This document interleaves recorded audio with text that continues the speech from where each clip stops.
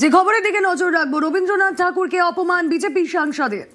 কর্ণাটকের বিজেপি সাংসদের বিরুদ্ধে অভিযোগ তৃণমূলে জাতীয় সঙ্গীত এবং কবিগুরু সম্পর্কে অপমানজনক মন্তব্য। কি মন্তব্য, কি অভিযোগ তৃণমূলের, কথা বলবো।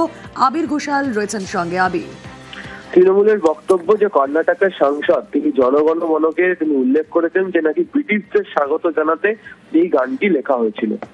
তৃণমূলের বক্তব্যের আগেও রবীন্দ্রনাথ ঠাকুরকে বিভিন্নভাবে অপমান করা হয়েছে, তার জন্মস্থান নিয়ে বিভ্রান্তি ছড়ানো হয়েছে, নানা ধরনের মিথ্যা দাবি করা হয়েছে, এমনকি বিশ্বভারতীর ফলক থেকে তার নামও সরিয়ে দেওয়া হয়েছিল।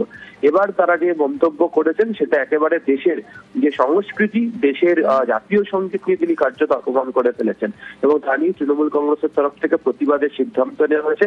আগামীকাল রাজ্যের বিভিন্ন জায়গাতে ইস্যুতে তৃণমূল কংগ্রেসের তরফ থেকে প্রতিবাদ কর্মসূচি নেওয়া হচ্ছে এবং তাদের বক্তব্য যে জাতীয়তাবাদ নিয়ে বিজেপি অনেক কথা বলে, কিন্তু এক্ষেত্রে তাদের সাংসদ যে ধরনের মন্তব্য করছেন তাতে তাদের আচরণ বা ভূমিকা নিয়ে প্রশ্ন থাকছে।